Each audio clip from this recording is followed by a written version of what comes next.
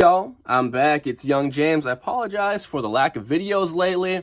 I've been terribly sick. I've had this sinus infection for like 2 whole weeks now, probably more than 2 weeks, and I've been fucked up. I'm sure you guys can hear my hanagoe, my nasally voice.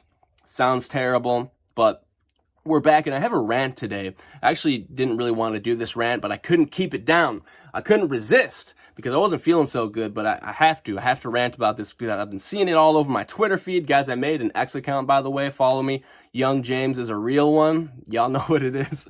And my TikTok, I've been seeing foreigners throwing fits and crying, and we're gonna get deported, and I don't speak the language well enough, and everyone's freaking out. They're getting their panties in a bunch. They're tweaking. Calm your tits. Calm your tits a little bit. I'm sure, I don't know if this is propaganda or this is AI that I'm seeing, but I've been seeing these posts on Twitter too of foreigners saying, my visa wasn't renewed. They're getting strict ever since this new administration. I mean, I'm sure you guys know there was a election just a couple days ago here, and basically the conservative leaning party won by a complete landslide, with kind of their central issue, their main talking point being immigration, foreigners in Japan. The foreigners in Japan aren't assimilating. They're not respecting the culture here. And I'm going to tell you right now why it's not optional speaking the language in Japan, speaking Japanese in Japan, why it is a requirement.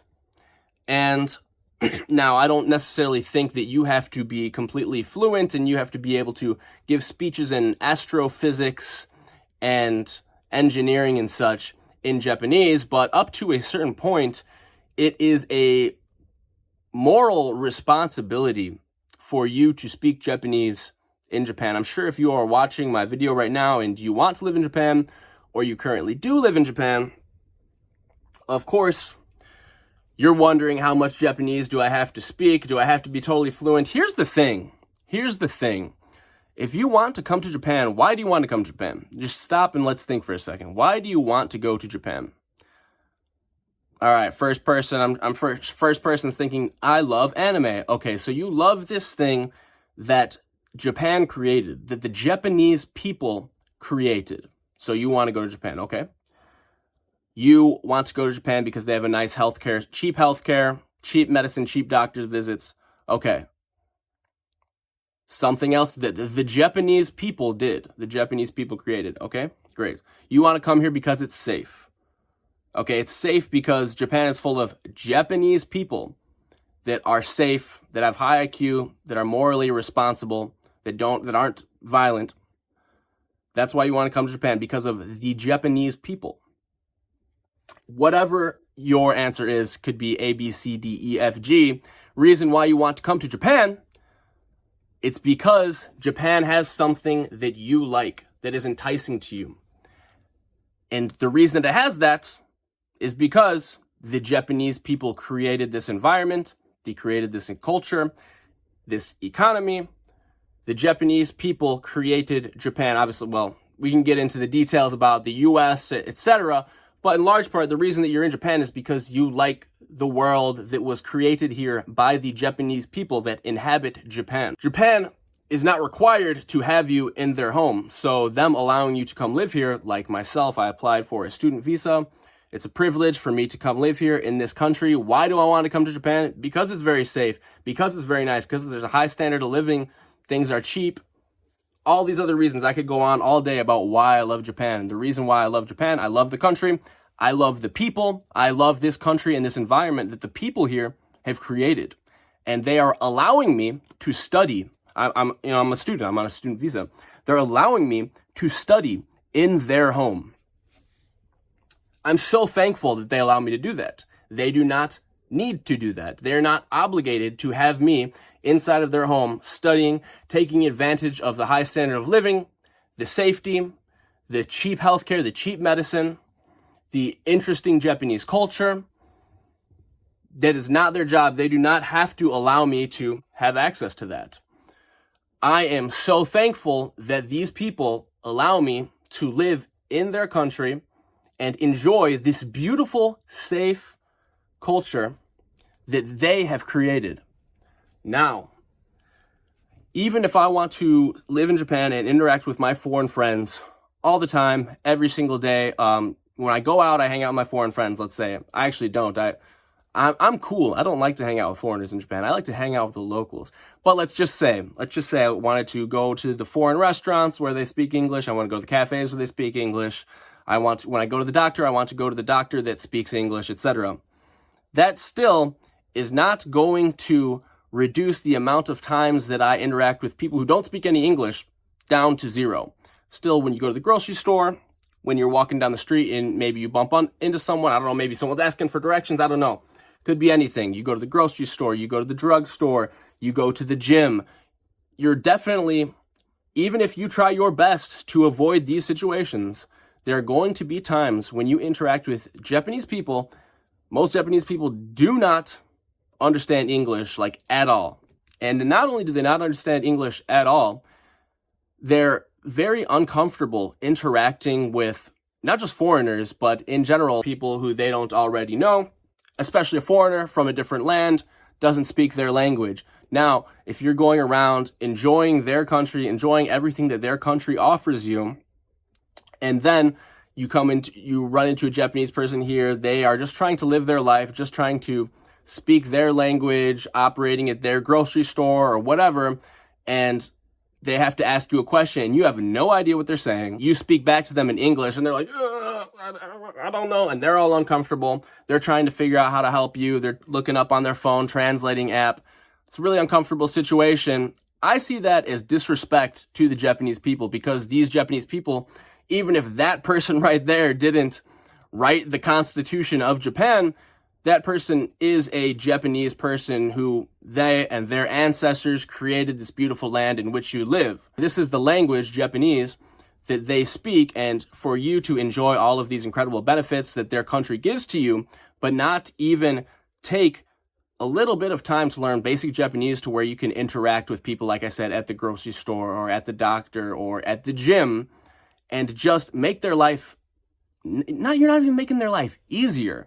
Just not giving them issues, not giving them that anxiety of putting them in this uncomfortable situation, dealing with this foreigner, they don't speak the language, they don't know what to do, putting them through that. I see that as disrespect, not just going through the steps that it takes to learn the basic Japanese to communicate with people like that.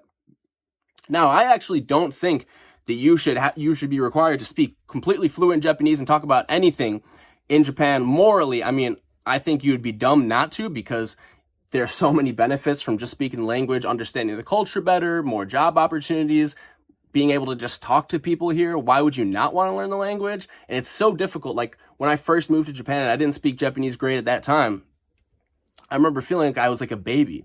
Like, I couldn't do anything. I couldn't go anywhere and do anything without asking somebody to help me and do things for me. It was really embarrassing. And I remember thinking, there's no way that I'm going to live multiple years in this country and not speak this language. I have to grind. Of course, I think there's some leeway for, like, tourists. Every country in the world deals with tourists and they don't understand their language, and the tourists are coming and helping their economy as well, etc. Okay, yeah, whatever. And the people who just moved here and they're learning, of course, if you're putting in some effort, you're not going to be perfect. Not everyone is going to speak to an N1 level of Japanese after, day 30 or whatever, but it just shows respect that you're trying, that you're attempting. And I think if you're going around to different places every day and just speaking English at people, not understanding what they're saying, and you've lived here for 10 years, 20 years, 25 years, you've built a family here, you've built a life here, and when you go out, you're constantly putting these Japanese people in these uncomfortable situations by not understanding what they're saying, by speaking English at them, and you've been living off of their incredible land, economy, all the benefits of their culture here, but not even just giving them that small little bit of respect. I see that as incredibly selfish and incredibly entitled. And like I said, you don't have to be perfect on day one, of course, right? No, not everyone's perfect. We're all trying, but you have to make an effort. You have to try. And that is the reason why it is absolutely a requirement that you speak Japanese, at least to a certain level, in Japan, because like I said, there's a reason that you came here. You are enjoying this beautiful country. They don't have to have you here.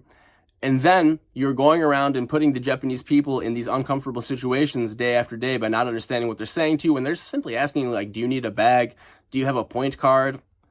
whatever it be. Like you go to the Kuyakusho, like the city hall, and they ask you like, okay, is this your first time enrolling in national health insurance, or do you have national health insurance, or do you have the company health insurance or whatever, and you don't even know what they're saying, and everything's awkward, and now you're giving them more difficulty, you're giving them stress, you're giving them issues. They have to go get their boss, the one guy that speaks English, he has to come help you out.